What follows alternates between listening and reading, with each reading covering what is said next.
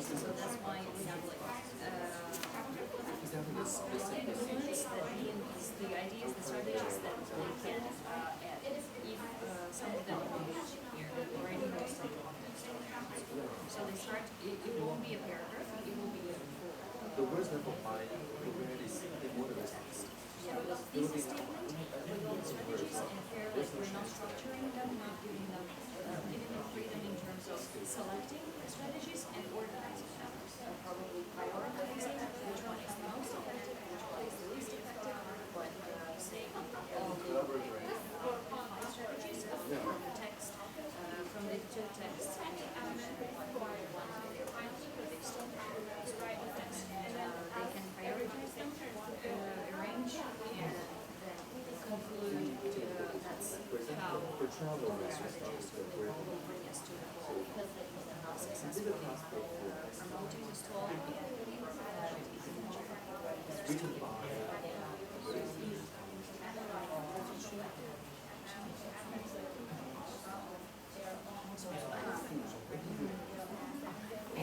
well, if it's like in my mind, it's not the first time. It's not the first time they are writing something like this. And since they are advanced learners, they already are familiar with what communication is.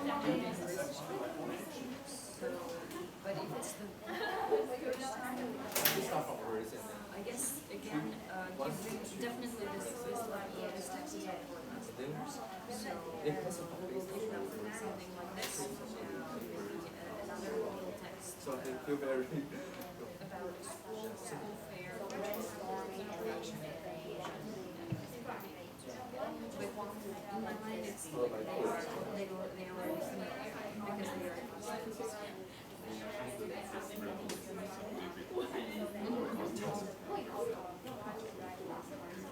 Okay, time's up. Please go back to your seats. Thank you.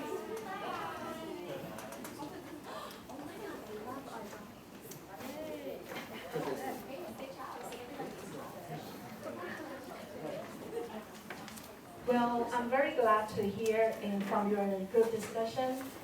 For those high achiever groups, I know you notice the features of those high achieve learners. And for those who design the basic graphic organizer, and we also care about those beginners suffering. And I think that are very important. Still, please keep those hints in your mind. And for my experience, because in my school, high achieved learners are very few, but I still have them because some students come from America, South Africa. Their English ability is better than me. So I would just let them have their creativity to, even though we discuss the same pattern, but I would have them to use their imagination to do the writing. But because most of my students are low intermediate students, I have to take care of this part. And I'm very glad that the two groups designing for the basic writing graphic organizers, actually you notice the part that means you don't have your students to skip into the graphic organizers. You care about their vocabulary. You care about their sentence pattern. I think that's the necessary part, especially for when you teach such kind of class. Of course, we need to have our students to review how to use the target vocabulary so that they can use in the writing. And we also have them review how to use the sentence pattern. Because if you only ask them to fill in those graphic organizers, they cannot create a complete writing. Just use that tool. So I'm very admirable for those two groups. And I feel very amazed about these two groups. You really develop the ways to encourage your students to figure out more than the writing sample. And that's the necessary part for teachers who teach, especially for those talent class. And since you notice students need more choices, and I do suggest you to give them more reading materials for them to read before they write, because they need more inspiration before they do the writing process, and that will help those high achieve learners. So when we design the lesson plan, the most important step is we need to know who our students are. We need to know their features. That's the first point. And the second point is we need to stick to the objectives in the class. We cannot just think in a very creative way, but what we do not stick to our objectives. And in today's lecture, I just stick to the text structure. We just follow the same way, use the writing and reading graphic organizer to use that to apply to the writing process. So in this way, students would have a vivid impression about that text structure, and when they write, they would know more about why teachers teaches that tool for them. Okay? And now, let's go to the final part, assessment. Assessment is very important because it's just evaluate how far our students go. Do you know this analytic rubric? You know this, right? Have you ever heard this?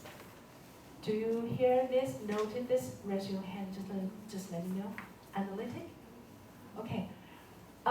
Nowadays, especially for the new curriculum guide, 108课纲, we emphasize more about students' portfolio and how to encourage our students to notice their learning process. I do recommend this tool, rubric. When we want our students to learn to help them learn writing well, I really recommend you to use rubric to help our students. And actually, rubrics, there are two kinds of rubrics. This part is analytic rubric. You can see in your slide, right? Analytic rubric means teacher have to analyze the criteria, the elements that writing.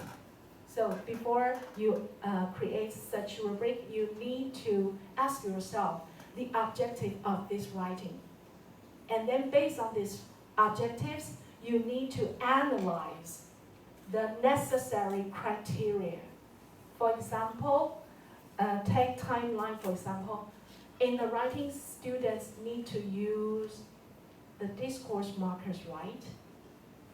When they write, when they want to use the timeline structure, then that means when I read their writing, I need to see their discourse markers appearing on their writing. And in your concept mapping, also, when I see your students writing, I need to see the discourse markers that help me identify your writing belongs to the concept map, right? So, discourse marker would be one criteria in my assessment. Okay? But how well your students use in the writing, that depends on your definition. For example, 4, 3, 2, 1, or you can say 3, 2, 1, or you can use excellent, bad, good, but I don't think I suggest not to use the negative words. All use positive words, okay? And what kind of contents do you think when you're in your students' writing? What features do your students' writing show to you? Then you will give them 4 in the discourse, in the aspect of discourse mark. Then you will think that, because sometimes students may use that in a wrong way. They just use the first, second, third in the timeline. They just use therefore to explain however, but they use the wrong discourse markers. So the definition, how to use that, how will students use? That depends on your definition here. And when you create this, you don't have to feel anxious. According to my experience, if I want to create a rubric, I will go to the Google and type the keywords. For example, writing, analytic, writing a rubric. If I want my students to write some poster, then I just add the keyword poster. They will show a lot of examples for me. So I just select the proper words for my class. And here I have a suggestion that do not use a vague description.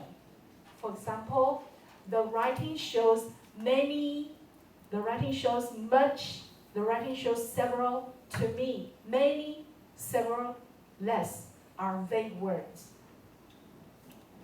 How do your students know how much is much? So for me, I always use 3 or 4, the exact numbers for students to know. So now do you know how to create this analytic rubric? The other type is holistic rubric. You have 1, 2, 3, 4 points, but you give students a whole picture, a whole remark of that, your whole impression about his writing. But according to our experience, we encourage you to design analytic rubric instead of a holistic rubric. Why? Analytic rubric, when you use this, would help your students more. That will give your student an exact, a specific suggestion. Okay? So in our situation, we prefer to use analytic rubric. Okay? And when you use this, actually today's 2 articles are for the 10th grade student. So do not offer them too complicated rubric. For the beginners, the beginners means for those students who just come from junior high schools, give them